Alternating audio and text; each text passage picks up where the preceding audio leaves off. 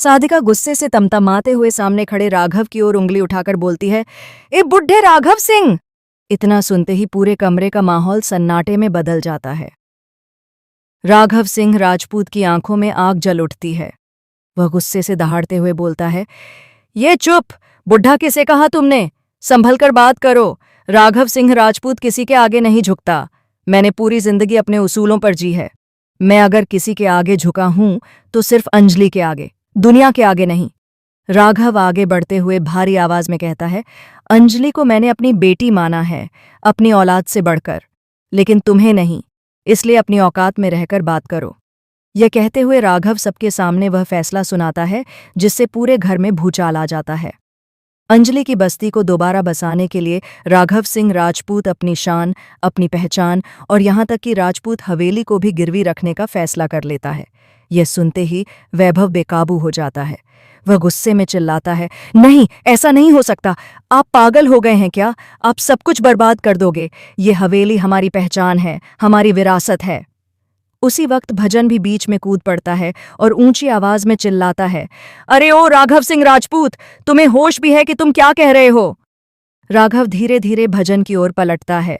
उसकी आंखों में गुस्सा नहीं बल्कि तिरस्कार होता है। वह सख्त लहजे में कहता है, ए भजन सिंह, अगर खुद को मर्द कहते हो ना, तो काला कोट पहनकर कोर्ट में जाओ, अपने दम पर कमाओ, खुद खाओ, ससुर के पैसों पर ऐश करना बंद करो। राघव की आवाज और सख्त हो जाती है। ससुराल में मुफ्त की रोटियां तोड़ने वालों की इस समाज में कोई इज्जत नहीं होती। ऐसे लोग सिर्फ बोझ होते हैं। यह सुनकर सानिया ताली बजाते हुए तंज कसती है, बिल्कुल सही कहा आपने। ये तो हमेशा से ससुर के पैसों पर ही जीता आया है, घर जमाई बनकर, आज तक अपनी एक पहचान नहीं बना पाया। फिर सानिया भजन और वैभव की तरफ देखकर तीखे शब्दों में कहती है, भजन, तुम और वैभव चाचू आज ही इस घर से बाहर जाओ, जाओ और पैसे कमाकर दिखाओ, किसी और के पैसों पर जीकर अकड़ मत दिखाओ।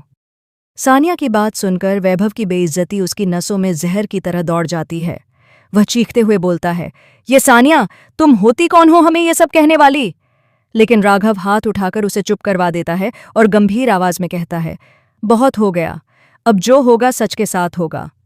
राघव आगे कहता है, जैसे ही फंड्स इकट्ठा होंगे वो सारे पैसे अंजलि को सौंप दिए जाएंगे। उसके बाद हम एक एक करके उन सभी केसेस को दोबारा खोलेंगे जिन्हें मैंने कभी झूठ, छल और कपट के सहारे जीता था। पूरा परिवार हैरानी से देखता रह जाता है।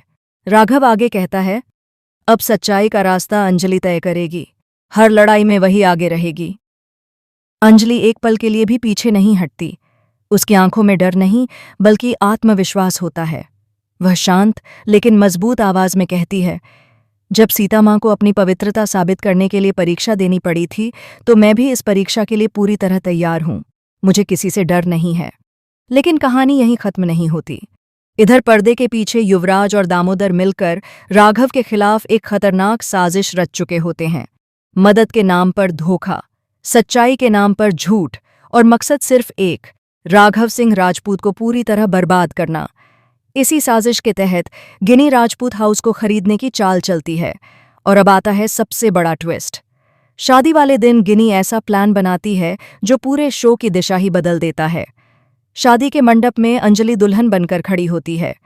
चारों तरफ शहनाइयों की आवाज गूंज रही होती है।